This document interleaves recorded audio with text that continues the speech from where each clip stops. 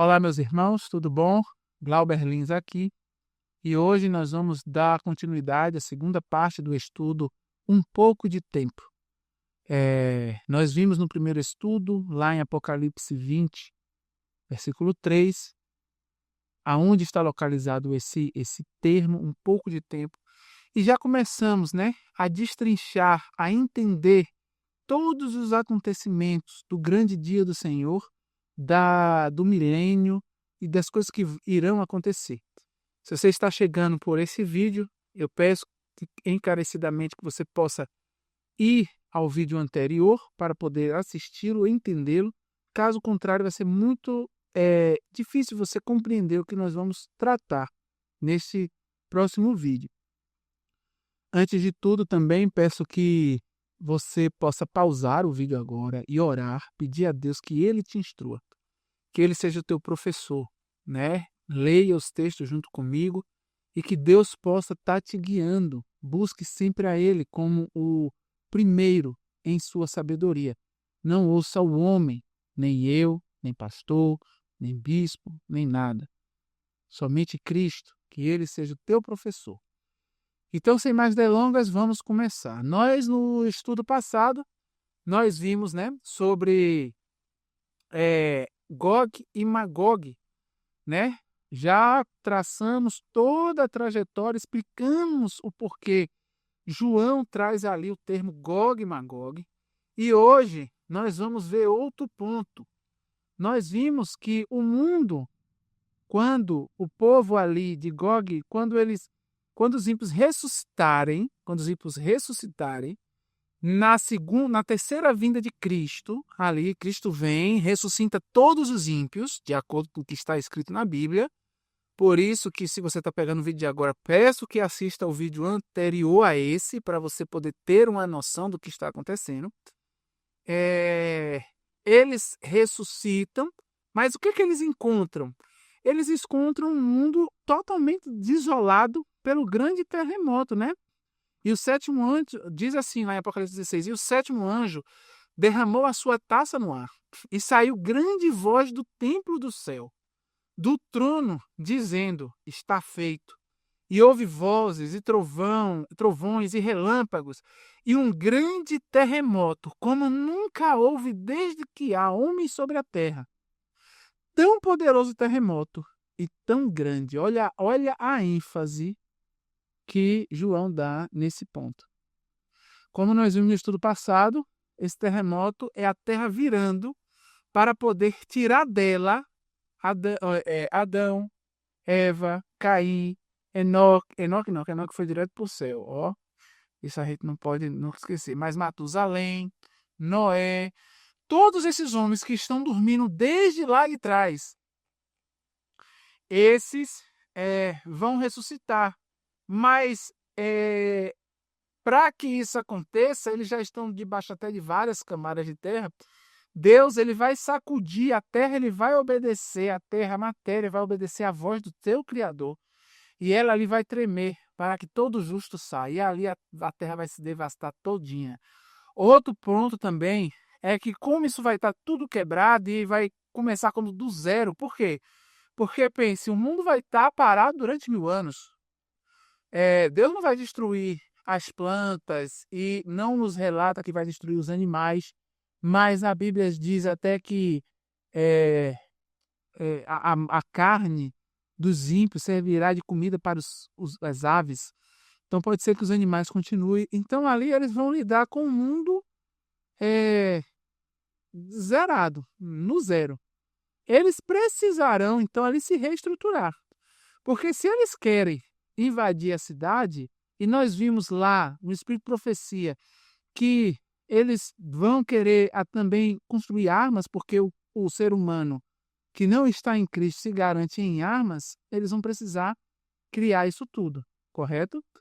E aqui diz, E lançou no abismo, e ali o encerrou, e pôs um selo sobre ele, para que ele não mais enganasse as nações, até que os 1000 anos se cumprissem, e após isso, ele deverá ser solto por um pouco de tempo. Esse pouco de tempo, ele serve para que para que eles possam se estruturar. Por isso que deverá lidar e soltar ele por um pouco de tempo. Por quê, meus irmãos? Cristo, ele vai querer mostrar, presta atenção. Vamos supor que você se salvou, louvado seja Deus, assim eu creio, né? Vamos supor que eu me salve, você se salve. E vamos supor que aquela pessoa que você mais ama, um filho, sua mãe, ou seu irmão, ou seu cônjuge, não se salve. E ele vai se perder. Deus, ele vai operar a sua obra estranha, que é eliminar raiz e ramo, não existirá mais pecado. Então todos irão agora cair para o esquecimento. Será destruído para sempre a impiedade e o ímpio, o pecado e o pecador. Mas vamos supor que sua mãe está lá. Pode ser que você fique em dúvida. Mas será, Senhor, que minha mãe não vai se arrepender? Será que meu filho não vai se arrepender? Será que minha esposa que eu conheci, que eu amei, será que ela não vai se arrepender? E vai se voltar para ti, o coração dela vai se abrandar e aí ela vem de novo aqui aos braços do Pai. Será? Deus ele vai dar esse um pouco de tempo para que cada caráter seja desenvolvido, certo? E nesse período que cada caráter ele vai começar a se desenvolver, a gente vai ver o que é que essas pessoas vão fazer nesse mundo novo que eles vão ter, vamos supor assim, nesse mundo novo, nós vamos ver o que o ser humano será capaz de fazer e se realmente eles vão se arrepender ou não. Mas existe uma questão aqui que é a seguinte: Satanás, ele vai convencer, ele vai enganar novamente todas as nações. E essas nações que ressuscitarão ainda com aquele caráter que morreram, ainda como servos de Satanás, eles, mesmo assim, vão acordar rebelde, com a mesma rebeldia, tudo, mas Satanás vai precisar convencê-lo e falar: rapaz, vamos lá e vamos invadir a cidade. Inclusive vai precisar convencer seu filho, sua mãe, quem seja, aquela pessoa que você ama que está lá. E como é que ele vai fazer isso nesse um pouco de tempo? Irmão, pasmem. Satanás, na verdade, ele não vai utilizar somente esse pouco tempo. Na verdade, ele já está enganando hoje. Hoje ele já engana. E eu vou trazer para vocês aqui agora um vídeo que eu peço que vocês assistam comigo. Na verdade, eu vou trazer 2 vídeos, mas esses vídeos eles vão estar soltos aqui no canal e não serão somente 2. Eu vou fazer várias séries de vídeos com vários conteúdos como esse que vocês vão assistir, mostrando como Satanás ele já está trabalhando em mim e em você, né? Claro que nós estamos nos separando de Deus, ou nós estamos nos separando para Deus, me perdoe aqui o termo, e essa separação nossa nos faz cada dia mais nos afastar de certas coisas. Mas aqui eu vou mostrar 2 exemplos. Eu peço que vocês assistam comigo, né? O exemplo 1 e o exemplo 2.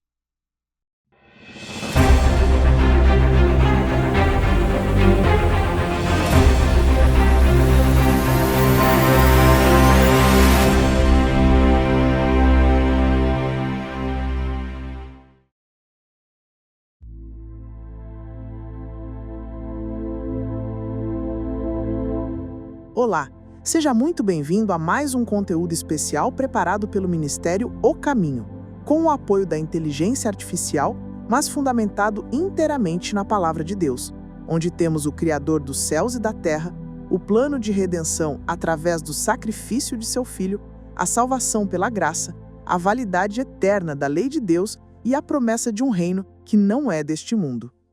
Hoje, vamos mergulhar numa das sagas mais influentes do cinema moderno, a trilogia, agora quadrilogia, Matrix. E você já deve imaginar, não é só um filme de ação. Matrix traz consigo uma carga pesada de filosofia, religião, gnosticismo e muitas mensagens sutis. Mas será que essas mensagens caminham com a verdade da Bíblia? Ou será que, de novo, temos aqui uma investida cultural contra o Deus Altíssimo? Por que a gente deveria prestar atenção na saga Matrix? Matrix é daquelas obras que marcam uma geração inteira. Mais do que um filme de ficção, ele é tratado como uma experiência existencial. Muitos dizem que Matrix acorda o espectador para a realidade. Mas que tipo de realidade? É por isso que precisamos conversar sobre isso. Do que se trata Matrix, afinal? Matrix nos apresenta um mundo onde os humanos vivem aprisionados numa simulação criada por máquinas inteligentes. Toda a vida que eles acham que estão vivendo, na verdade, é falsa. A Matrix é um sistema virtual que manipula a mente humana, enquanto no mundo real, seus corpos estão conectados a máquinas que os usam como baterias. O protagonista, Neo, um programador comum, é despertado para a verdade por Morpheus, que o introduz ao mundo real. Neo passa por uma jornada onde é revelado como o escolhido, o único capaz de derrotar o sistema e libertar a humanidade. E o impacto desse conteúdo? Quanta gente já assistiu? O primeiro filme foi lançado em 1999. Desde então, a franquia ganhou status de culto. As 3 primeiras partes formam uma trilogia encerrada em 2003. Em 2021, um 4º filme foi lançado, Matrix Resurrections. Ao todo, estima-se que mais de 150 milhões de pessoas já tenham assistido à saga, somando cinema, TV, streaming e DVD. Matrix é estudada em universidades, citado em debates filosóficos e espirituais e até usado em discursos políticos. Que tipo de filosofia sustenta a saga Matrix? Matrix é uma mistura profunda de gnosticismo, budismo, existencialismo, transhumanismo e neoplatonismo. No gnosticismo, por exemplo, a ideia central é que o mundo material é uma prisão e que só quem possui o conhecimento secreto, a gnose, pode se libertar. Matrix é exatamente isso. A realidade é falsa e só alguns despertos têm acesso à verdade. O transhumanismo aparece no desejo de superar os limites humanos com tecnologia. O existencialismo na busca desesperada por propósito num universo sem absolutos. A saga também é repleta de simbolismo messiânico, com Neo sendo apresentado como o escolhido, que morre e ressuscita, salvando a humanidade. Mas será que esse Messias é o mesmo que a Bíblia anuncia? E que doutrinas essa história está ensinando? Matrix propaga a doutrina de que a libertação não vem de Deus, mas do conhecimento oculto e da autodescoberta. Ela ensina que o mundo físico é uma ilusão, que as leis absolutas não existem, que a verdade está dentro de cada um e que o despertar é um processo de negação do mundo visível. A salvação é apresentada como resultado da fé, mas não fé em Deus, fé em si mesmo. Além disso, há uma forte oposição ao sistema, que é apresentado como algo opressor, manipulador, controlador. E quem se rebela contra ele é considerado iluminado. E o que o filme quer que o espectador reflita? O filme convida o espectador a desconfiar de tudo que ele vê e crê. Sugere que o mundo que você vive é uma mentira e que só ao acordar é que você verá a verdade. Matrix te faz questionar sua realidade, sua fé, sua identidade e, principalmente, sua obediência. Você é levado a considerar que talvez a autoridade, a ordem, a moral, tudo isso seja parte de uma prisão. Qual é o lado que a saga toma? Matrix claramente se posiciona ao lado da subversão. Ela promove a ideia de que a rebelião contra o Criador ou contra qualquer ordem superior é uma virtude. A verdadeira iluminação, segundo o filme, está em romper com tudo o que é absoluto. De forma simbólica, Neo é um novo Adão que desafia a autoridade e assume o papel de redentor. Mas sem Deus, sem cruz, sem santidade, sem arrependimento. É salvação por rebeldia. E o que a Bíblia nos ensina em contraste com tudo isso? A Bíblia nos mostra que o mundo físico foi criado por Deus e é bom, embora hoje esteja manchado pelo pecado. Gênesis 1:31 afirma: "E viu Deus tudo quanto tinha feito, e eis que era muito bom. E foi a tarde e a manhã, o dia sexto." A mentira não está no mundo físico, está no pecado que habita no homem. Romanos 5:12 explica: "Portanto, como por um homem entrou o pecado no mundo, e pelo pecado a morte, assim também a morte passou a todos os homens, por isso que todos pecaram." A libertação não vem de conhecimento secreto, mas de fé em Jesus Cristo. João 8:32 diz: "E conhecereis a verdade, e a verdade vos libertará." E o versículo 36 completa: "Se, pois, o Filho vos libertar, verdadeiramente sereis livres." A Bíblia não ensina que devemos romper com o Criador, mas que devemos nascer de novo em Cristo.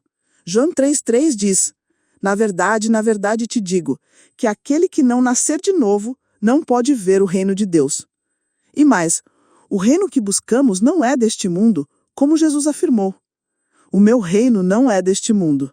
Se meu reino fosse deste mundo, pelejaria os meus servos para que eu não fosse entregue aos judeus, mas agora meu reino não é daqui." Mas o que Matrix tem a ver com a guerra final contra Deus? Matrix alimenta no coração do homem o desejo de se rebelar contra qualquer autoridade que diga: isso é verdade. Essa semente plantada de forma filosófica ajuda a construir um povo pronto para rejeitar o Deus verdadeiro como sendo o opressor da liberdade. E é isso que vai acontecer no fim dos tempos. Apocalipse 20:7-10 nos mostra o último embate. "E acabando-se os 1000 anos, Satanás será solto da sua prisão, e sairá para enganar as nações que estão sobre os 4 cantos da terra, Gog e Magog, cujo número é como a areia do mar, para as ajuntar em batalha. E subiram sobre a largura da terra e cercaram o arraial dos santos e a cidade amada. Mas desceu fogo do céu e os consumiu. E o diabo que os enganava foi lançado no lago de fogo e enxofre, onde está a besta e o falso profeta. E de dia e de noite serão atormentados para todo o sempre." Perceba, Satanás vai enganar as nações a lutar contra Deus. E como ele vai fazer isso? Dizendo que Deus é o tirano, o opressor, o manipulador da Matrix celestial. E o povo que consome filmes como esse já estará com a mente preparada para aceitar essa mentira. Eles já estarão prontos para seguir o novo escolhido, que não é Cristo, mas o anticristo. E para fechar, o que a gente deve guardar no coração? Será que estamos discernindo o espírito por trás da cultura que consumimos? Será que não estamos sendo programados, e não por máquinas, mas pelo próprio sistema de Satanás, que usa entretenimento, filosofia e até messianismo distorcido para nos preparar, não para o arrebatamento, mas para a rebelião? Matrix pode parecer só ficção, mas o que ela planta no coração do homem é muito real. Fica aqui o convite para reflexão. Você vai escolher a verdade que liberta ou a ilusão filosófica que conduz à perdição? Que o Senhor te guarde, te fortaleça e firme nos seus caminhos. Esse foi mais um estudo do Ministério O Caminho. Até a próxima e que Deus te abençoe grandemente.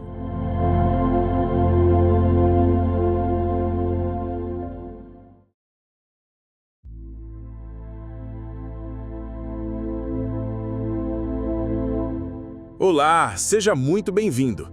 Esse conteúdo foi preparado com muito zelo pelo Ministério O Caminho e desenvolvido com o apoio de inteligência artificial para que você tenha em mãos uma reflexão profunda e fundamentada nos princípios da Palavra de Deus. A nossa intenção aqui não é apenas te entreter, mas te despertar. Hoje vamos conversar sobre algo muito presente no nosso cotidiano, a cultura pop. E mais especificamente sobre a saga Os Vingadores, da Marvel. Será que esse tipo de entretenimento é só diversão ou tem algo por trás? Vamos descobrir juntos. Mas afinal, por que devemos analisar um filme como Os Vingadores? Você já parou para pensar no que realmente está por trás das histórias que nos são apresentadas nas telonas? Será que essas histórias são neutras? Será que elas colaboram com o plano de Deus ou se colocam contra ele? Sobre o que fala a saga Os Vingadores? A saga Os Vingadores, também conhecida como Avengers, é uma série de filmes produzidos pela Marvel Studios, em que um grupo de super-heróis se une para enfrentar ameaças que colocam o mundo e, muitas vezes, o universo em perigo. Personagens como Homem de Ferro, Capitão América, Thor, Hulk, Viúva Negra e Gavião Arqueiro são colocados lado a lado para combater vilões como Loki, Ultron e o temido Thanos. A narrativa gira em torno de sacrifício, coragem, união e, claro, batalhas épicas. E qual o alcance disso tudo? Muita gente viu? A saga começou oficialmente com o primeiro Os Vingadores, em 2012, e alcançou seu clímax com o Vingadores Ultimato, em 2019. Só o Ultimato foi assistido por mais de 100 milhões de pessoas ao redor do mundo, arrecadando cerca de 2,8 bilhões de dólares, sendo o filme de maior bilheteria da história por um bom tempo. Ou seja, esse conteúdo não é pequeno. Ele molda pensamentos, valores e ideias em escala global. Que ideias e filosofias estão por trás dessa saga? Por trás de todas as explosões, piadas e efeitos visuais, encontramos uma base filosófica que mistura gnosticismo, transhumanismo, existencialismo e até mesmo traços do iluminismo. No gnosticismo, por exemplo, o conhecimento ou gnose é o caminho da libertação. Os heróis da Marvel geralmente atingem a redenção ou vitória quando acessam um nível superior de consciência ou poder. Isso é visível em personagens como o Doutor Estranho, Wanda e até mesmo o Thanos, que acredita estar acima da moral tradicional ao eliminar metade do universo para equilibrá-lo. No iluminismo, a razão humana é colocada acima de tudo, e nos filmes, constantemente vemos o homem tentando assumir o lugar de Deus, criando inteligências artificiais, brincando com o tempo e controlando a vida e a morte. Mas que doutrinas eles realmente estão espalhando?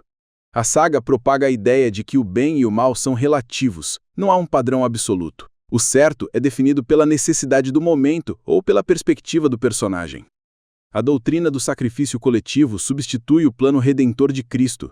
Em vez de uma entrega única e suficiente de um Salvador, os filmes nos mostram a necessidade de constantes lutas e sacrifícios humanos. Heróis morrendo, planetas sendo destruídos, linhas do tempo sendo remendadas, como se a redenção fosse fruto do esforço humano. E o que o filme faz o espectador refletir? O espectador é induzido a refletir sobre a importância da união global, da tolerância entre diferentes, da força interior, da autonomia moral e até da possibilidade de que o fim justifica os meios. O filme nos leva a admirar quem sacrifica tudo em nome do bem maior, ainda que esse bem seja definido por um consenso humano. Assim, somos levados a valorizar a humanidade como salvadora de si mesma. E o que lado a saga escolhe defender? A saga é declaradamente partidária do humanismo secular. Ela defende que o ser humano, com sua tecnologia, força e decisões morais, pode superar o mal, sem a ajuda de Deus. Thanos, apesar de vilão, é retratado como um deus frustrado, com motivações quase messiânicas. Ele acredita estar trazendo equilíbrio ao universo. Ou seja, os próprios vilões se tornam símbolos de ideologias deturpadas que buscam usurpar o papel de Deus. E o que a Bíblia tem a dizer sobre tudo isso? Quando confrontamos essa narrativa com a palavra de Deus, o contraste é gritante. A Bíblia nos mostra que o mal não será vencido pelo homem, mas por Deus. Em João 3,16 lemos: porque Deus amou o mundo de tal maneira que deu seu Filho unigênito para que todo aquele que nele crê não pereça, mas tenha a vida eterna. Não há salvação fora de Cristo. Isaías 45:5 diz: Eu sou o Senhor, e não há outro, fora de mim não há Deus. Eu te cingirei ainda que tu não me conheças. A Bíblia ainda alerta sobre o perigo de confiar nas próprias forças. Em Provérbios 14:12, há um caminho que ao homem parece direito, mas o fim dele são os caminhos da morte. E mais, o plano de Deus não se estabelece neste mundo. Jesus mesmo disse, em João 18:36, o meu reino não é deste mundo. Se o meu reino fosse deste mundo, pelejariam os meus servos para que eu não fosse entregue aos judeus. Mas agora o meu reino não é daqui.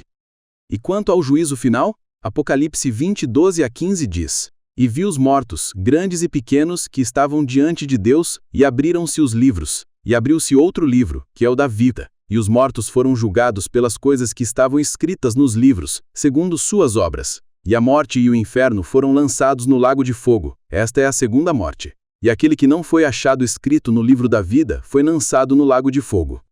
E o que tudo isso tem a ver com a batalha cultural contra os ensinos da Bíblia? É justamente através dessas histórias que a cultura moderna vai enfraquecendo os princípios bíblicos. Ao substituir Deus pelo herói, Cristo pelo sacrifício humano e o juízo divino pela justiça social e planetária, cria-se uma mentalidade onde o Criador não é mais necessário. Essas ideias vão alimentando o espírito de rebeldia, o mesmo espírito que, segundo Apocalipse 20, 7-10, moverá Satanás a reunir as nações contra o Altíssimo. E acabando-se os 1000 anos, Satanás será solto da sua prisão, e sairá a enganar as nações que estão sobre os 4 cantos da terra, Gog e Magog, cujo número é como a areia do mar, para as ajuntar em batalha. E subiram sobre a largura da terra, e cercaram o arraial dos santos e a cidade amada, mas desceu fogo do céu e os consumiu. E o diabo, que os enganava, foi lançado no lago de fogo e enxofre, onde está a besta e o falso profeta, e de dia e de noite serão atormentados para todo sempre. Para que isso aconteça, Satanás precisa convencer o mundo de que Deus é o verdadeiro tirano, e filmes como Os Vingadores colaboram sutilmente com esse discurso, onde os deuses são vencidos, questionados ou substituídos por homens. Para fechar, que reflexão a gente pode levar para casa hoje? Você já parou para pensar em como a cultura que consumimos está moldando o nosso coração, os nossos valores e até a nossa fé? Será que temos discernido o espírito das mensagens que assistimos? Será que estamos sendo preparados para adorar ao Cordeiro ou para seguir o engano de Gog e Magog? Pense nisso com carinho. Nosso tempo por aqui está chegando ao fim. Que Deus te abençoe, que você escolha estar firmado na rocha que é Cristo e que, com os olhos espirituais bem abertos, diga não à mentira e sim à verdade. Até a próxima e que a paz do Senhor te acompanhe sempre.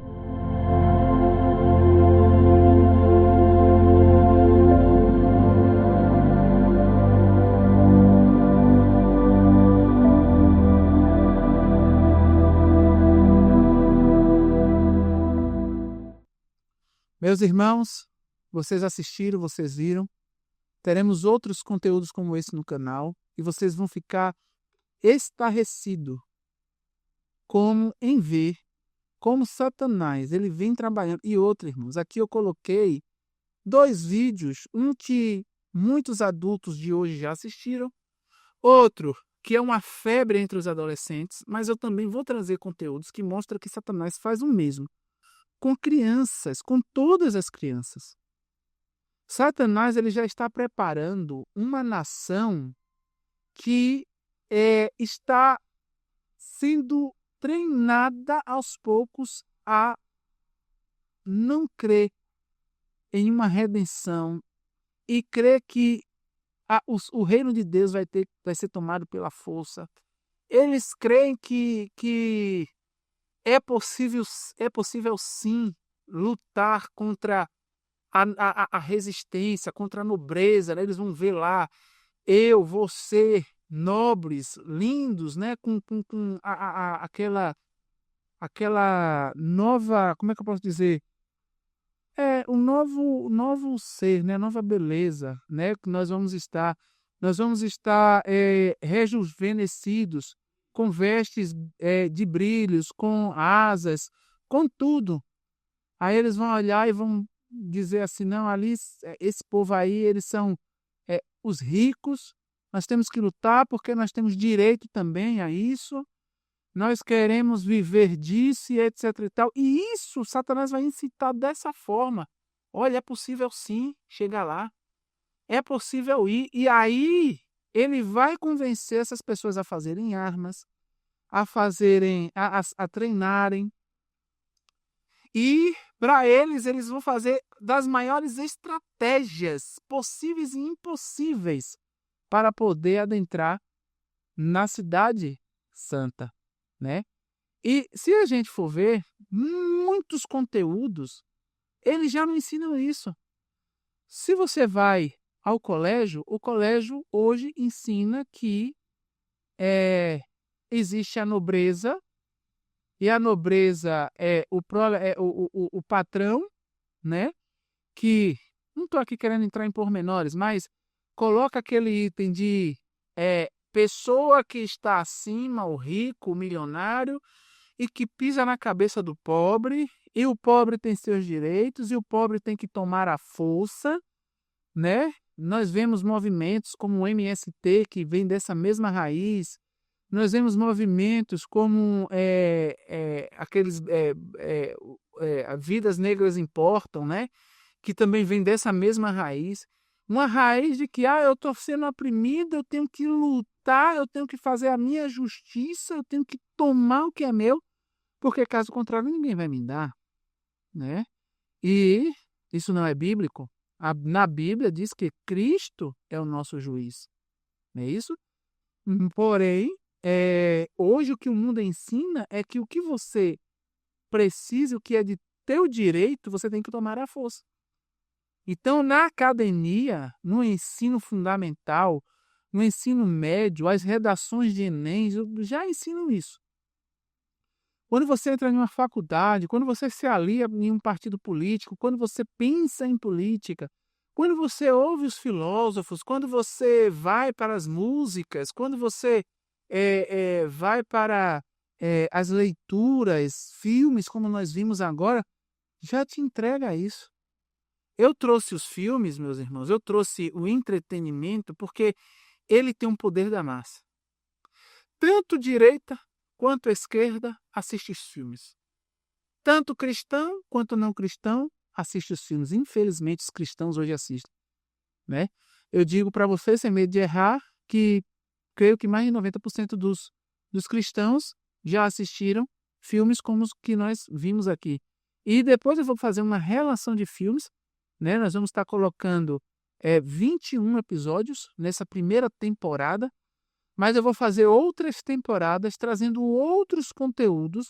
As primeiras temporadas vão ser somente com filmes, seriados e desenhos e animes também, mas terá uma outra temporada e eu vou estar sempre postando, porque eu sei que sempre vai chamar a atenção de alguém que já assistiu. Isso aqui eu já assisti, então vai querer assistir ali, quem sabe o Espírito Santo não faz essa pessoa refletir.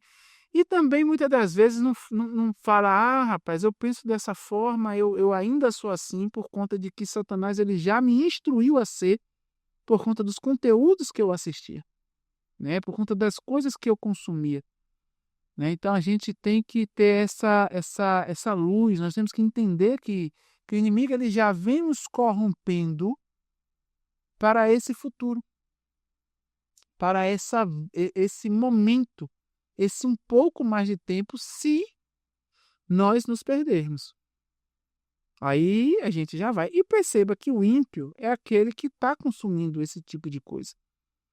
Porque é aquele que se detém somente na lei do Senhor, como diz o Salmo 1, tem prazer na lei do Senhor e nela se detém de dia e de noite, este não está consumindo esse tanto de coisa, essas coisas que não prestam, nem dá vazão, nem um pedacinho aqui, nem um trailer, nem nada.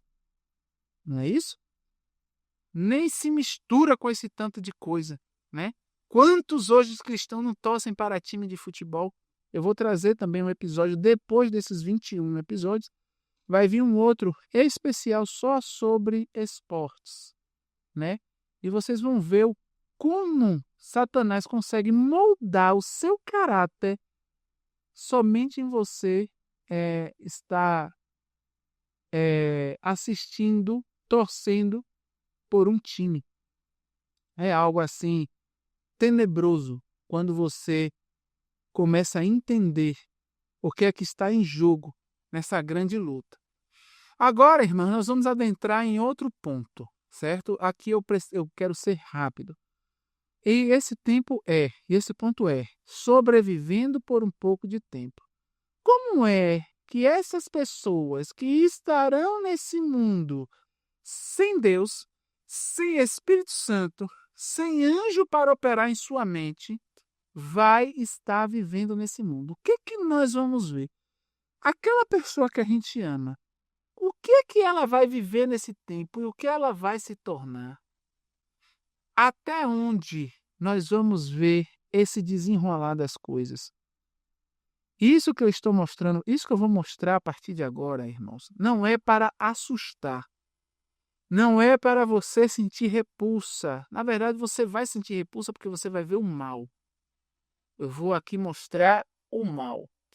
Mas é para você, o meu grande intuito é que o seu coração olhe para aquela pessoa que você ama e vá a ela com todas as forças e fala: venha, conheça Cristo. Há um caminho ao qual não há dor e sofrimento. Lá na frente, se você continuar no caminho que você está, você vai sofrer e não será pouco, né? Muitos pensam que inferno é o queimar, né? No fogo. Será? Sim, é. Sim, é. Mas o inferno não será só no fogo. O fogo é o ápice, é o terminar. O inferno começará bem antes, bem antes. E Satanás ele já tem uma noção muito nítida de o que será esse mundo nesse um pouco de tempo. E nós vamos tentar ter uma visão, porque eu tenho certeza que o que nós vamos ver aqui é nada comparado com o que vai acontecer. Antes, vamos ler. Grande conflito nos diz: havendo sido removida a presença de Cristo, Satanás operará maravilhas para apoiar suas pretensões. Faz do fraco forte e a todos inspira com seu próprio espírito e energia. Então, quando Cristo não tiver mais nenhuma parte com esses ímpios que ressuscitaram, não tem mais parte nenhuma, estará na cidade santa. Satanás agora fará do fraco forte, dando uma arma, dando um exoesqueleto, não sei como, mas ele tem seus métodos, e irá inspirar a todos com seu próprio espírito, o espírito satânico demoníaco, e sua própria energia. Propõe-se guiá-los, ele ser o líder, ser Gog, contra o acampamento dos santos e tomar posse da cidade de Deus. Com diabólica exultação, aponta para os incontáveis milhões que ressuscitaram dos mortos e declara que, como seu guia, é muito capaz de tomar a cidade, reavendo seu trono e reino. Então ele vai dizer que aquela cidade pertence a ele, mas foi tomada por Cristo, e ele vai retomar o reino dele, o trono dele, e o mundo voltará a ser dessas pessoas, dos servos dele. Né? Que ele já vem prometendo isso a seus servos. Ó. Se você for no espiritismo, no hinduísmo, no catolicismo, em todas as religiões, você vai ver promessas que não foi feita por Deus e não são bíblicas. Essas promessas é feita por ele para os seus, porque nós sabemos que se a religião não é de Deus, ela é do inimigo. Se ela não prega a verdade, ela prega a mentira, por mais que use a verdade, dois pontos de verdade para falar uma mentira. Logo, ele já está dentro dessas religiões, ó. E triste dizer, mas até ele já está dentro até do professo povo de Deus, né? Enganando a muitos. Aquele que está em pé, cuidado para que não caia, né? Então ele vai querer reaver o seu trono e o seu reino. E nós vamos ver aqui, naquela vasta multidão, prestem atenção aqui, há muitos que pertencem à raça de grande longevidade, que existiu antes do dilúvio. Então os antediluvianos também ressuscitarão naquele período. Homens de estaturas elevadas, gigantes, e gigantesco intelecto, muito mais inteligente do que nós aqui, do que esse mundo. Ah, mas nós fizemos celular. Mas não subestime o que a palavra de Deus diz. O intelecto desses homens são muito maiores. E eles se corromperam, né? E a corrupção deles foi tamanha que Deus se arrependeu de ter feito o homem. Presta atenção que vocês vão entender onde eu quero chegar. Os quais, entregando-se ao domínio dos anjos caídos, dedicaram toda a sua habilidade a saber, a exaltação própria. Toda a sua habilidade e saber a exaltação própria. Então, eles são amantes do próprio eu. Homens cuja maravilhosa obra de arte levaram o mundo a lhes idolatrar o gênio. Então eles eram tão bons no que faziam, que eles idolatravam a sua própria sabedoria, o seu próprio gênio, mas cuja crueldade e invenções más, contaminando a terra e desfigurando a imagem de Deus, fizeram-no exterminá-los da face de sua criação. Então, olha isso aqui.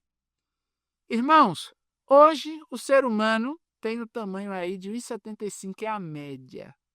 Os antediluvianos, eles são gigantes e eles estão ali pela média de seus 4,50 metros maior, vamos botar ali, né? E um menor. E eu creio que seja esse aqui, pelas pesquisas, né? É porque diz que eles eram 2 vezes, né? Pesquisem aí, faça esse dever de casa aí no Espírito de Profecia. E vocês vão ver que lá nos revela que eles eram 2 vezes maior do que o ser humano hoje. Então, se eu tenho um ser humano hoje que chega a 2 metros, então, e eles eram um pouco maior, 2 metros e pouco, existiam os antediluvianos que eu creio que chegou a 4,50 metros. Então, eu botei esse dado aqui. E, continuando, há reis e generais nessa multidão de perdidos. Há reis e generais que venceram nações. Homens valentes que nunca perderam uma batalha e morreram de velhice. Guerreiros orgulhosos, ambiciosos, cuja a aproximação deles de um só faziam tremer os reinos. Na morte, não experimentaram mudança alguma, continuam aqueles homens tenebrosos. Ao subirem da sepultura, retomaram o fio de seus pensamentos, exatamente onde ele cessou. São movidos pelo mesmo desejo de vencer que os governaram quando tombaram, quando morreram. Então aqui nos diz que essas pessoas e as pessoas mais, seja ela quem for, eles não ressuscitarão mudados. Eles não experimentaram nenhuma mudança. Eles estão com seus pensamentos idênticos a quando morreram. Agora, meus irmãos, nós vamos ver uma situação aqui. Não sei se está dando para enxergar, mas aqui está escrito: do que é capaz o ser humano sem Deus. Vamos dar uma olhada rápida. Eu vou passar bem rápido. Não vou ler todos os textos. Quem quiser, eu trouxe textos aqui informativos. Quem quiser pode dar pausa e ler, ou pesquisar sobre o assunto. Né? Se quiser saber alguma coisa, se te surgir curiosidade sobre alguma coisa, mas não aconselho que se detenha muito a essas questões. Mas aqui nós vamos ver. Do que o ser humano é capaz sem Deus? Nesse pedaço aqui que nós vamos tratar, né, desse daqui, vamos ter só um final e terminar, eu quero que vocês vejam do que o ser humano já foi capaz de fazer e aí você vai ter um norte para saber o início do que eles serão capazes de fazer nesse um pouco de tempo. Esse período, que eu creio que durará em torno dos seus... né, que agora eu estou falando Glauber, eu creio que durará em torno dos seus 200, 300, até 500 anos, não sei. Deus dará para eles desenvolverem tecnologia, tudo. Eles vão ter um tempo ali de desenvolvimento para poderes estarem seguros de invadir a Nova Jerusalém, né? Do que o ser humano é capaz sem Deus. Não sei quem já ouviu falar no Holocausto. O Holocausto foi um evento que aconteceu, foi um genocídio sistemático e sem precedentes que expôs a aterrorizante capacidade do ser humano de desumanizar e aniquilar seu semelhante em uma escala industrial. No Holocausto, foi mortos mais de 6 milhões de judeus e milhões de outras vítimas. A gente só fala dos judeus, mas existiram milhões de outras vítimas.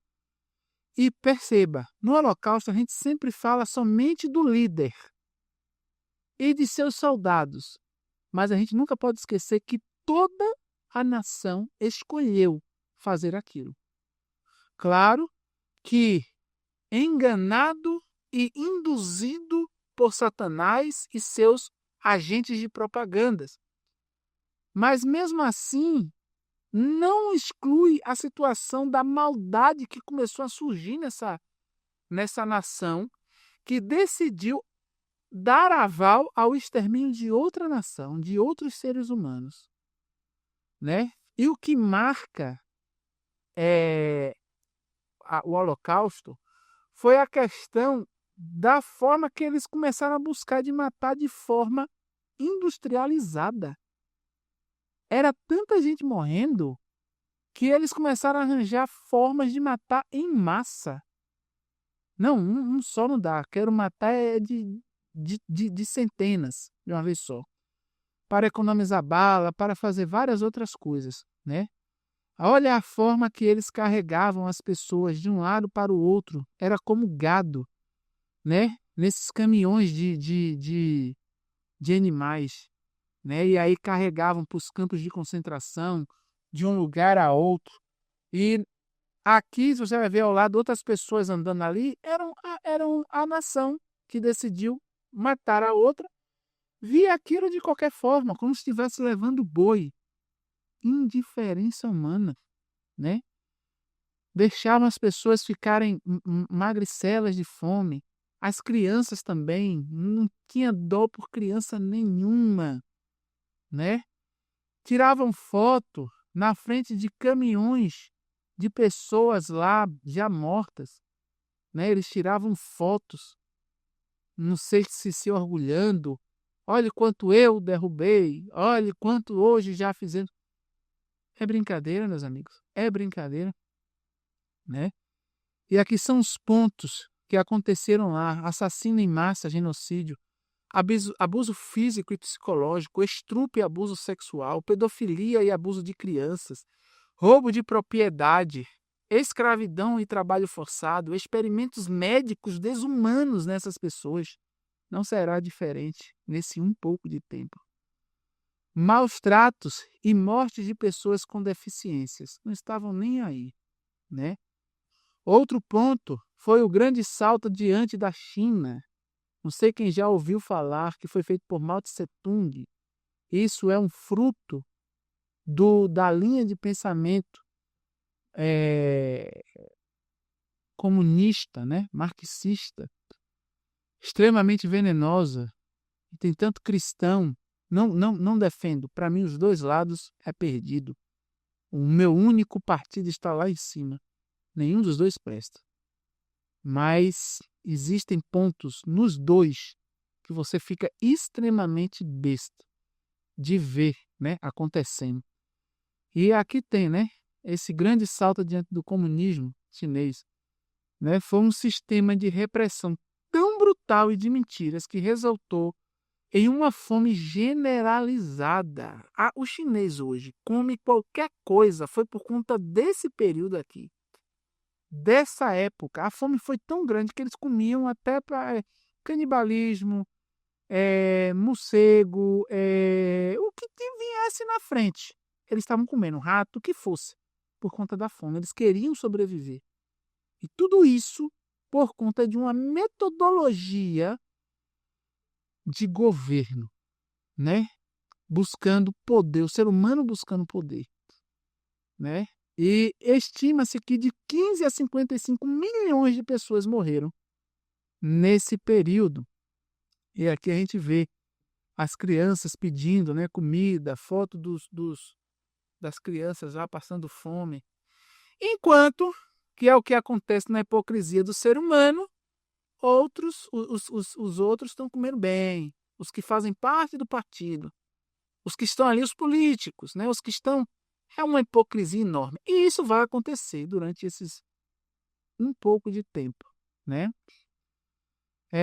E lá aconteceu fome massiva induzida, canibalismo generalizado, torturas sistemáticas, espancamentos brutais, execução arbitrária, repressão de dissidentes, coletivização forçada, pilhagem de alimento pelo Estado, destruição ecológica e negação de crise e propaganda enganosa. Não será diferente nesse um pouco de tempo. Existiu também Hiroshima e Nagasaki, que nós sabemos o que aconteceu, né? O palco de uma demonstração aterrorizante da capacidade destrutiva humana e, para muitos, um experimento cruel sobre o impacto real de uma nova arma, a bomba atômica. Há quem diga que os Estados Unidos soltou essa bomba somente para mostrar para os outros países do que ela era capaz, do que eu sou capaz de fazer. Não foi por rixa, ou porque essa cidade, Hiroshima e Nagasaki, o Japão, fez algo de ruim com eles, né? Eles botam ali a questão de Pearl Harbor, mas eles sabem que o Japão não iria fazer isso. Mas eles foram lá e soltaram essas duas bombas. Empatia, não tem amor, não está nem aí. E isso vai acontecer. Acontece ainda com o Espírito Santo e os 4 anjos freando. Imagine lá na frente. E aqui estão as fotos, né? Essa foto é extremamente emblemática. Pessoas que estavam extremamente distantes, cheias de câncer. Criança com um rosto carcomido de câncer. Os olhos da criança que viu a explosão, a luz da explosão, né? Ficou assim. Outro foi o massacre de Nanquim. Não sei quem já ouviu falar.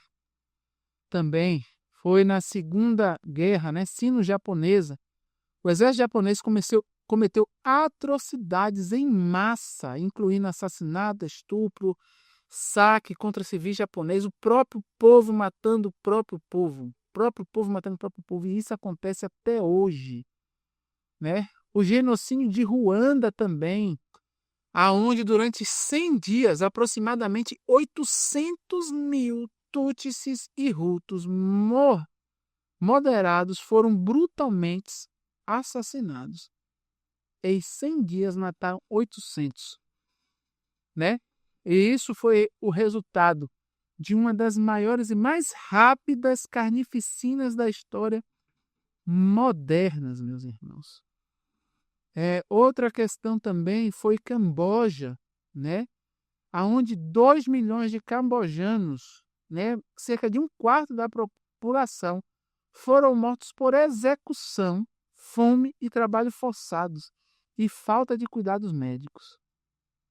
O regime visava criar uma sociedade agrária utópica, ou seja, mais um pensamento do ser humano, exterminando intelectuais que diziam que não, minorias que tentavam dizer também que não queria seguir aquilo, porque no império de Satanás, o pequeno não tem voz e nunca terá. E ele usa isso a favor dele, né? Usa isso como marketing e propaganda. Por isso ele usa as pequenas classes. E nisso blinda essas pequenas classes, que nós sabemos que só afasta o ser humano de Deus, mas dali tenta fazer a sua ideia de justiça, né? Temos também o comércio. Não sei quem já ouviu falar. Quer dizer, todos aqui já ouviram falar, mas não sei se com esse termo. Que foi o sequestro, transporte e escravização forçada de cerca de 12,5 milhões de africanos que foram submetidos a condições desumanas e brutalidade extremas. É algo assim extremamente como é que eu poderia dizer? Quando você estuda esse comércio que houve dos negros, aí você vê realmente que o ser humano, quando ele está sem Deus, quando o ser humano ele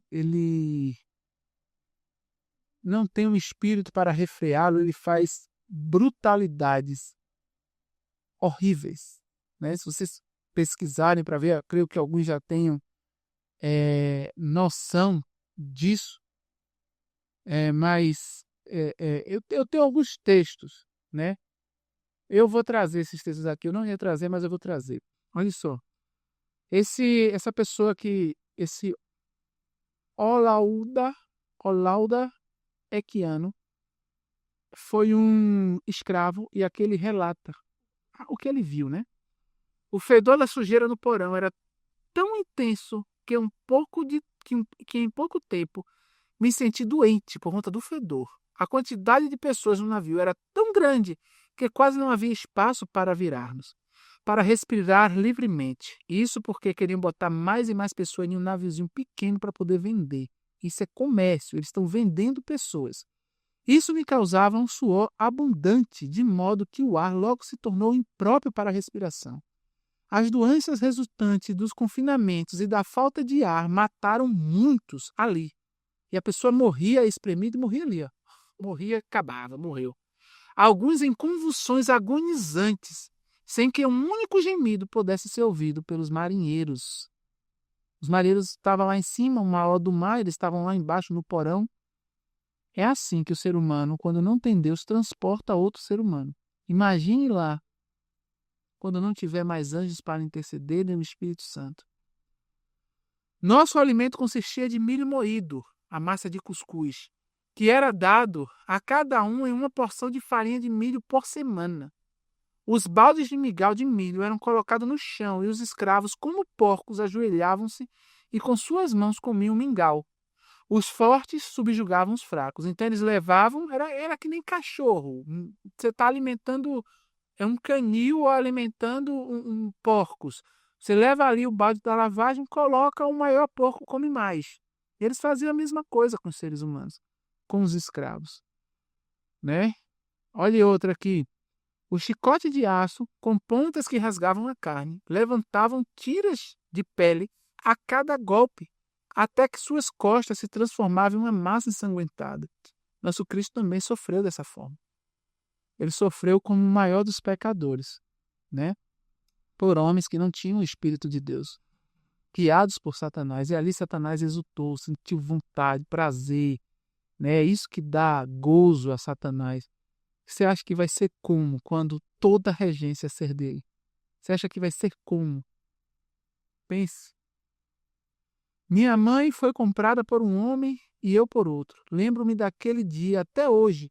O grito de minha mãe quando me viu sendo levado foi o som mais terrível que já ouvi. Senti um frio no coração, como se a morte tivesse me alcançado. Josias Hanson. E também vai ser assim. Não pense que se perder uma mãe e um filho, os dois se perderam, vão ficar juntos. Né? O mundo, hoje, o cinema, como nós vimos, traz aquela ideia de que não, você sobrevive. Eu vou botar aqui, tem até filmes como Mad Max, filmes como Resident Evil, filmes como Eu Sou a Lenda, que tá, não, você sobrevive, você é bom, você encontra estratégias para sobreviver. Vamos ver, né? Quer dizer, que a gente não veja isso estando desse lado, do lado nesta terra, né? Infelizmente, nós vamos ver muitas coisas, porque é necessário que a gente veja, mesmo estando com Cristo, porque Cristo quer mostrar para nós até onde chega o ser humano, e continua. O calor era intenso, a escuridão absoluta e os ratos e cobras rastejavam sobre mim. Eu estava sufocando e por muitas vezes sentia que não conseguia aguentar mais. Mas então eu pensava nos meus filhos e rosnar e renovava minhas forças.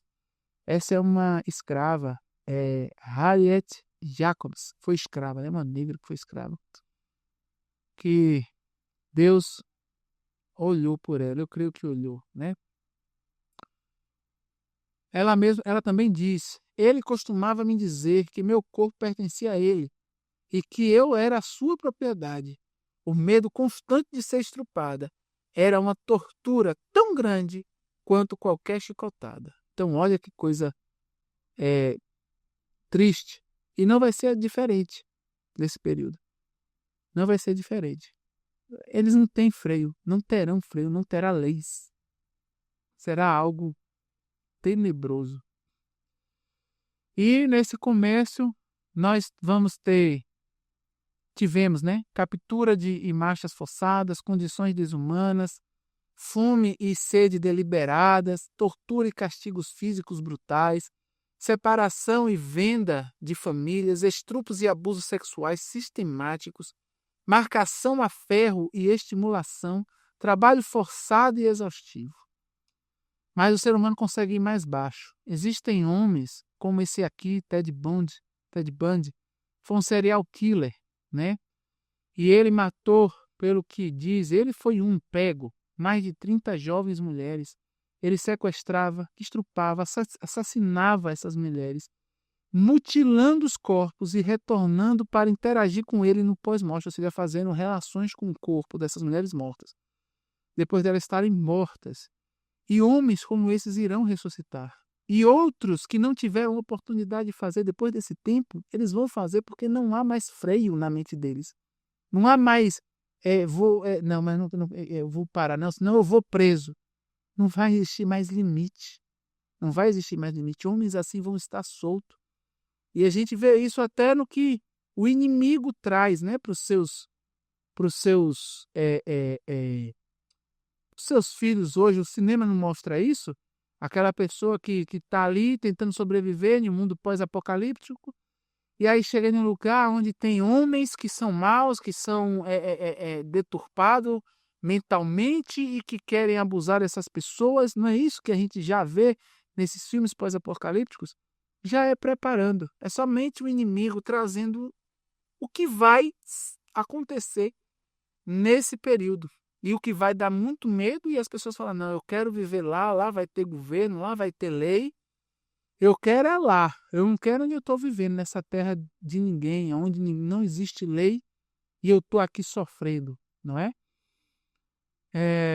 Outro também, Jeffrey Dahmer, foi outro serial killer também, que estrupou, fez necrofilia, derramamento e canibalismo, mutilação e consumo de partes de corpo. Outro homem totalmente degenerado. Temos também esse aqui, Andrei Chikatilo, que foi conhecido como um açougueiro de Rostov. Ele foi responsável por assassinar, estrupar e mutilar 53 mulheres e crianças e meninos e meninas na União Soviética. Eles frequentemente removiam órgãos e praticava canibalismo com as suas vítimas. Misericórdia, Senhor Deus. Como eu falei, eu não estou mostrando isso. Deixa eu voltar aqui. Eu não estou mostrando isso, irmãos, não é para que você se choque. Eu sei que você vai se chocar, como eu me choco. Eu estou mostrando isso para você ver como será. E muitas das vezes eu olho para pessoas ainda que eu amo, que ainda estão vivendo como se não houvesse um amanhã, gritando para o céu, acaba não, mundão, né? Buscando ainda os prazeres desse mundo. E essas pessoas, quando a gente vê isso, a gente sabe que eles podem estar caminhando para esse caminho, indo por esse caminho, perdoe aí a redundância, que aí eu tento ali, mando uma mensagem. Claro que a gente tem que ter bastante tato, porque o inimigo ele já faz de tudo para a pessoa odiar a palavra de Deus, odiar a pessoa que chega para falar de Deus. Mas a gente precisa orar por essas pessoas, clamar com choro, com um clamor mesmo a Deus. Deus, salva, porque senão eu sei o quanto essa pessoa vai sofrer. A gente precisa estar clamando a Cristo isso. Existem também coisas piores do que esses homens, né? Que são essas situações aqui. Vou dar pausa, não vou ler. Quem quiser leia, você dá pausa e lê. Tem as bad runs, tem as bonecas humanas, né? Que são tudo ideias que tem na mente do ser humano. E tem as centopeias humanas. Também você pode dar pausa e ler se for de seu interesse, mas eu não vou falar isso aqui. Mas logo depois vem a glória de Deus, porque Deus não vai deixar que isso fique para sempre. Tem pessoas que falam assim, né? Não, mas o inferno é para sempre. Gente, se o inferno fosse para sempre, oh meu Senhor, e o tanto de pessoas, eu até vi um vídeo de Zeca Pagodinho dizendo, não, o céu não é para mim não, o meu negócio é o inferno, lá vai ter cerveja, né? E nós vimos que o que vai acontecer nesse mundo, nesse um pouco de tempo, é algo tenebroso, né? Mas Deus ele se levantará, Miguel se levantará para dar fim a essa tristeza, essa coisa horrível. E Apocalipse 29 nos diz: e eles subirão sobre a largura da terra e cercarão o arraial dos santos e a cidade amada. E de Deus desceu fogo, saiu do céu e os devorou. Então Deus vai exterminar tudo isso. Todos, porque todos ali serão mal. Todos. Até o que estará sofrendo a mentalidade dele. Nós vamos ver, nesse período nós vamos ver. Porque Deus não deixa ninguém, ele não vai fazer uma obra dessa, que é chamada da obra estranha de Deus, sem que no meu coração eu fale assim, não, realmente tem que destruir todo mundo. Porque se eles continuarem vivos, e se a gente abrir as portas da cidade santa, e eles vierem aqui para dentro, eles vão contaminar isso aqui. Eles vão contaminar o que está aqui dentro. E aí tudo que nós estamos vivendo nesse mundo e o que a gente viu lá, vai começar agora, vai voltar para a nossa vida de novo. Então nós mesmos vamos falar com Cristo. Não, a gente entendeu, a gente não aceitamos mais o pecado. E quando Deus fala que o pecado nunca mais retornará, nunca mais existirá, não é porque ele vai tirar o nosso livre-arbítrio de ir contra a vontade dele. É porque nós já vamos ter total noção do que é ir contra a harmoniosa e bondosa vontade do Pai. Nós vamos entender o que é desobedecer à lei do Pai em sua essência. E lá nós vamos falar, não. E se na eternidade, que eu creio que não vai acontecer isso, mas se acontecer, da pessoa ter uma dúvida, ele vai lembrar do que aconteceu. Ele vai falar, meu Senhor, não, isso de novo, jamais, nunca. E também vai ter as marcas em Cristo que nós vamos sempre estar vendo, né? Pois, eis que o dia vem, e queimará como forno, e todos os orgulhosos, sim, e todos que cometeram perversidade serão como palha, e o dia que vem os queimará, diz o Senhor dos Exércitos, e isso não lhes deixará nem raiz, nem ramos. Será morto todos, tanto homens, quanto demônios, quanto o próprio Satanás. Né? Agora o Espírito de Profecia fala no livro Grande Conflito. Agora Cristo, de novo, aparece à vista de seus inimigos, muito acima da cidade. Sobre um fundamento de ouro polido está um trono, alto e sublime. Sobre este trono assenta-se o Filho de Deus, e em redor deles estão os súditos de seu reino. Então o que é que vai acontecer? Depois que todos nós vermos que ali não tem mais chance, todo mundo é mau, todos que estão ali é mau, aquela multidão, quando a gente vê que todos ali são maus. E quando a gente vê eles tentando invadir a cidade santa, que vai ser o ápice da gente falar, meu Pai, realmente eles estão querendo ir contra Deus, eles estão querendo matar Deus de novo, como já fizeram com Cristo, estão querendo fazer de novo. Quando chegar nesse ápice, Cristo, creio que vai olhar para os seus, porque nós estaremos reinando com Ele, e nós vamos dar a permissividade. Pode fazer a tua obra estranha. Nesse momento, Deus se levantará acima da cidade, certo?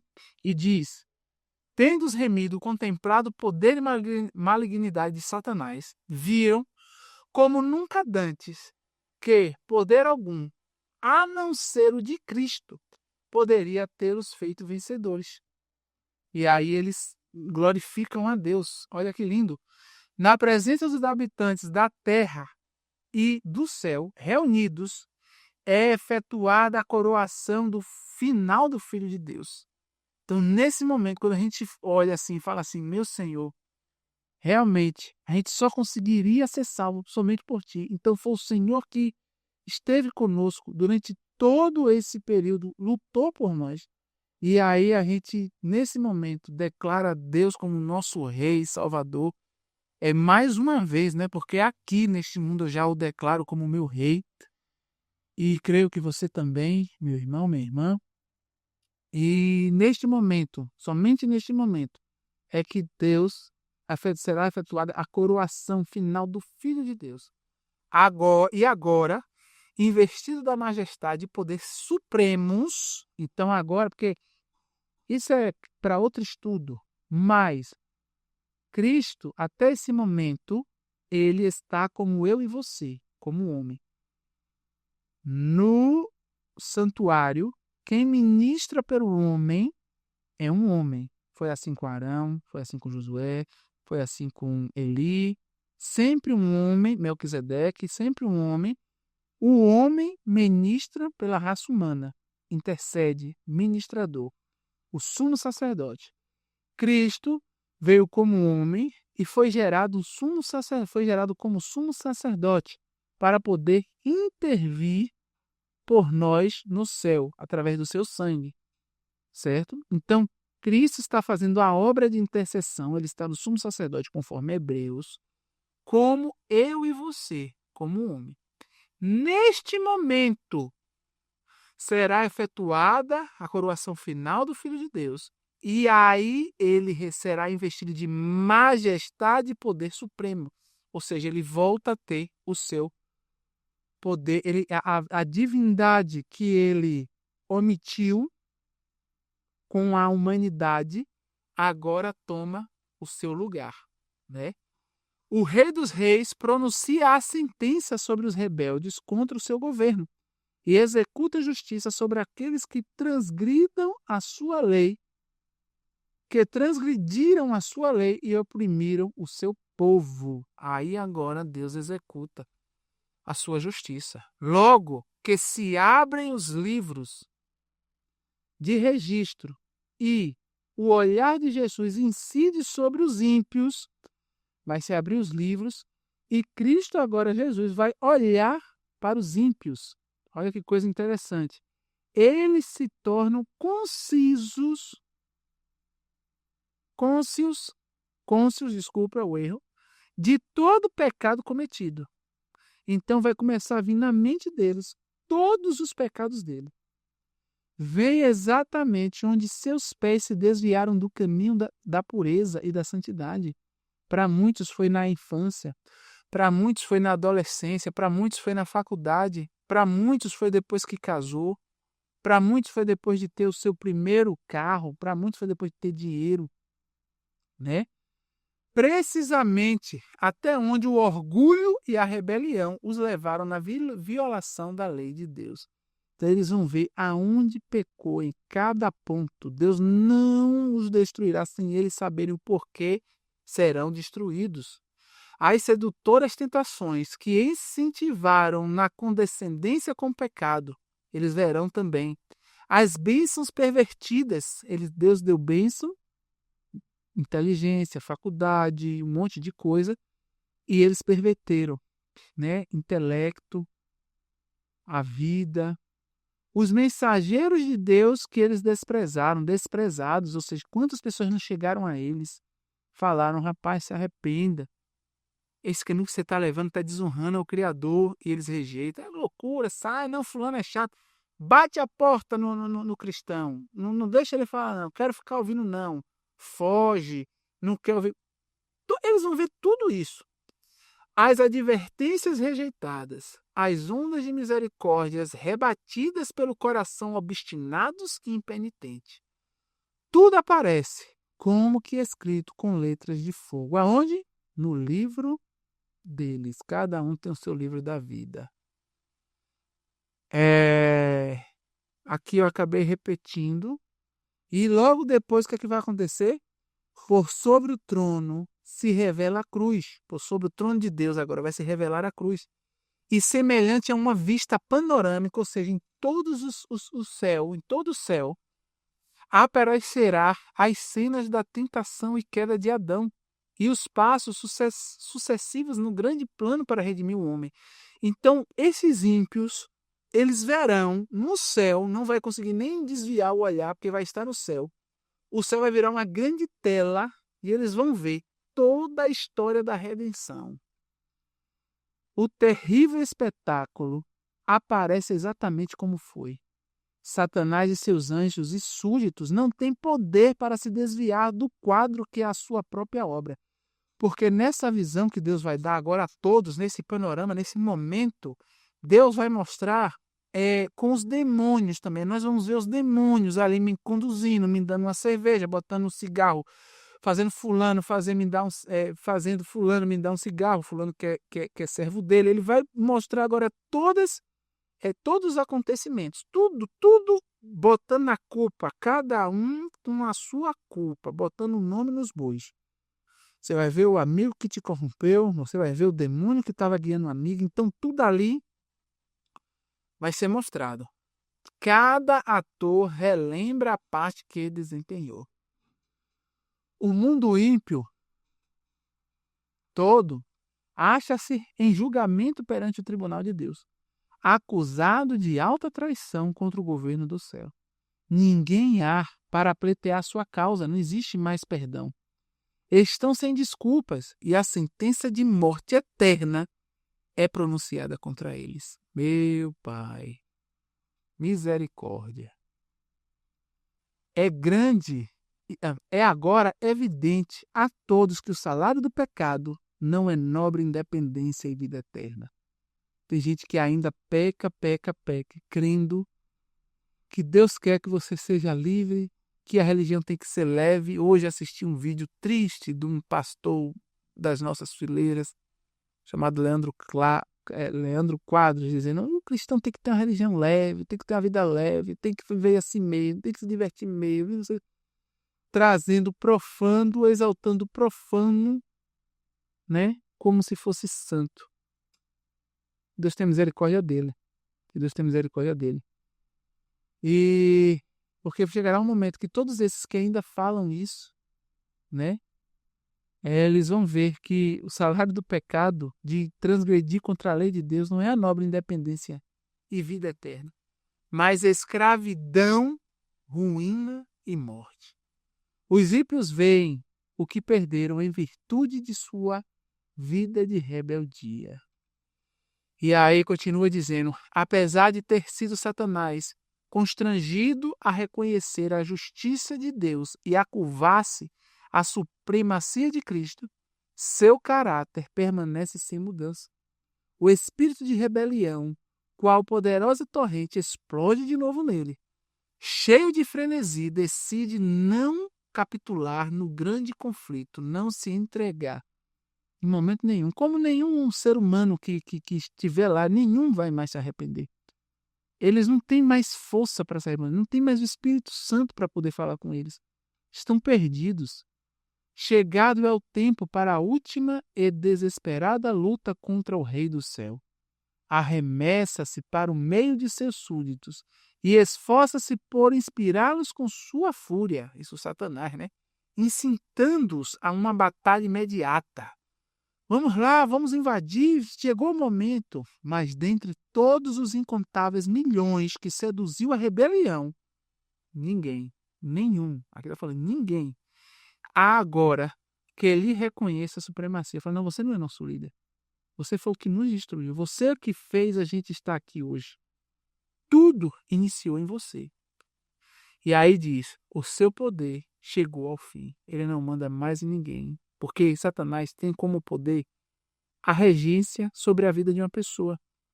Assim como, quando você deixa Deus operar em sua vida, você está dando liberalidade para que o poder dele opere em você.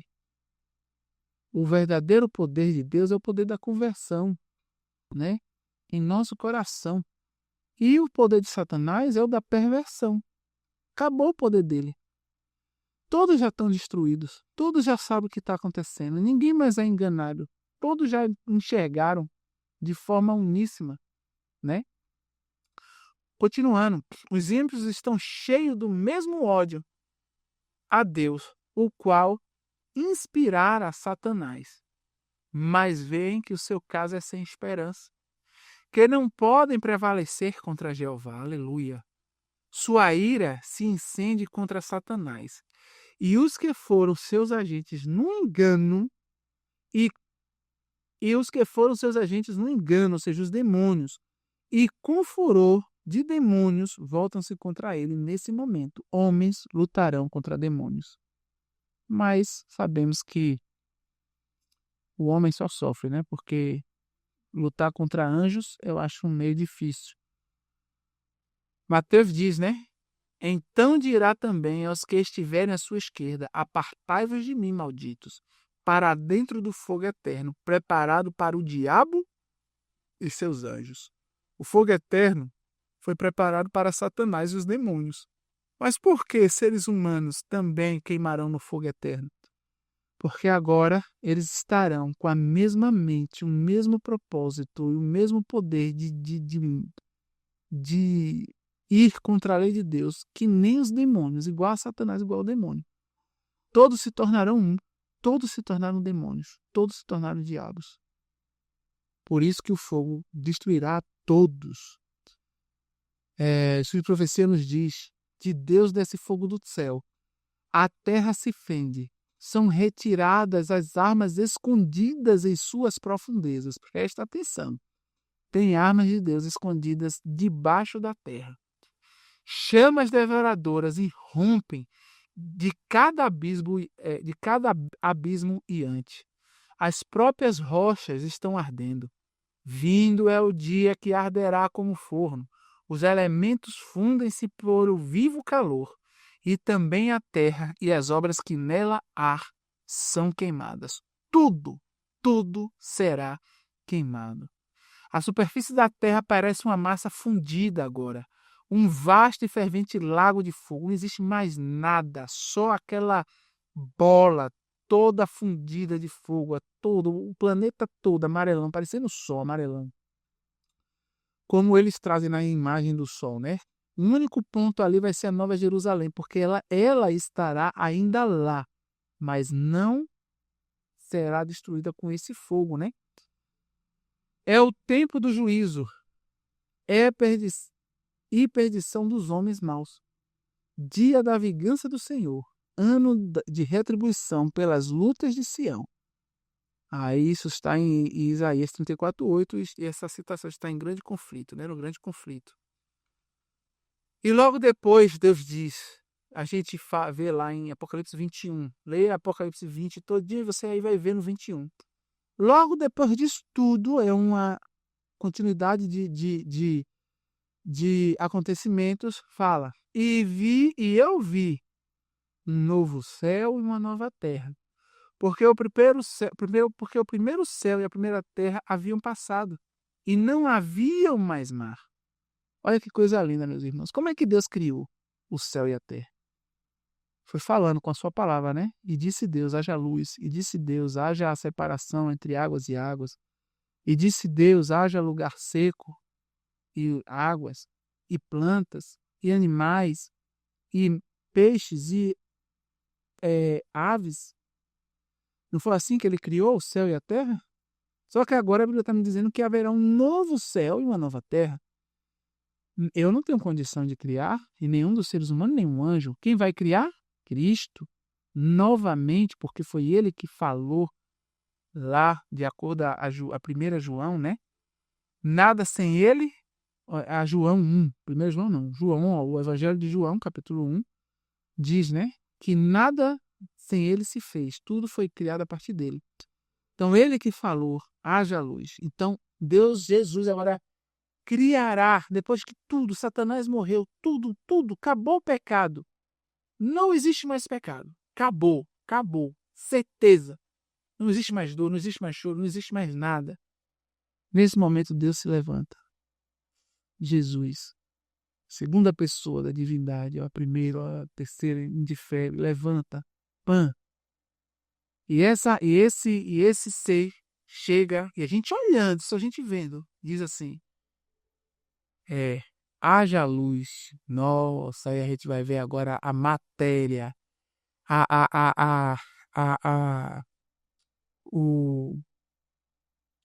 física, né?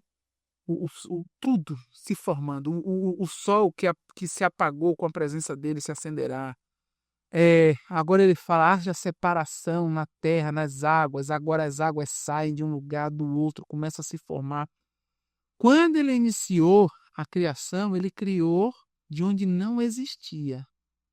Então ele vai criar de onde não existe. A terra vai ser um grande abismo, ele vai refazer tudo de novo. Quando ele falar, aonde nada existe, começará a passar a existir tudo. E a gente vai ver agora como cada coisinha foi criada. Um privilégio que nem Adão teve. Nós teremos, ele também agora vai ter conosco. Ele vai ver como foi a primeira terra, nós veremos agora como foi a segunda terra. E isso é algo que não tem preço. E eu quero viver isso. Eu quero viver Cristo. Cristo me dá esse galardão, essa promessa. E que o mundo, qual a promessa que o mundo traz? Olha o que nós vimos aí no passado, né? E nós vamos ver agora, né? A pergunta que eu faço a você, meu irmão. Onde você quer estar nesse pouco de tempo? Com Cristo na Nova Jerusalém ou nesse mundo? Essa é uma escolha que a gente deve tomar hoje, agora. Ou viver para Cristo, ou viver para o eu. Eu quero viver da forma que eu acho que tem que ser, ou eu quero viver da forma que assim diz o Senhor. Eu tenho que ter essa decisão hoje. Portanto, como diz o Espírito Santo, hoje, se ouvirdes hoje a sua voz, não endureçais o vosso coração. Esse é um chamado do Espírito Santo para você, para mim, de entregar a nossa vida àquele que é justo, àquele que nos ama, àquele que é amor, àquele que é paz, aquele que tem tantas promessas, aquele que veio, morreu por nós, ressuscitou, subiu aos céus e prometeu que irá voltar. Não se turbe o vosso coração. Credes em Deus, credes também em mim. A casa de meu pai há várias moradas. Se não fosse assim, eu não te teria dito. Mas eu virei e te resgatarei. E aonde eu estiver, você estará comigo. Não é isso? Não é essa a promessa? Se você crê em Deus, se você crê em Jesus, não tem como você não crer nessa promessa, né? E outro ponto que eu quero que a gente pare para pensar e as pessoas que nós amamos, todas as pessoas que você ama, nós precisamos ir a elas hoje, onde você quer que elas estejam, com Satanás ou com Cristo. Então, que esse estudo, que o Espírito Santo possa trabalhar em você para reacender a chama do Espírito Santo, que Deus quer que ela queime em você. E você busque parar de viver para as preocupações da vida e se preocupe com essas pessoas. Vá a elas. Vá cada dia mais falando do amor de Cristo a elas, fazendo com que elas olhem para o caminho mau que elas estão vivendo, para que elas possam abandonar essa vida e deixar que Cristo opere o querer dele na vida delas. Esse é o nosso estudo e espero que Deus possa ter te guiado.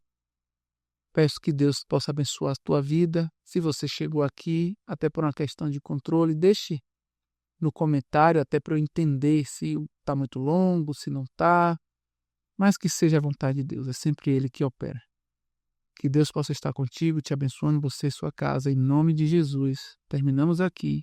Amém.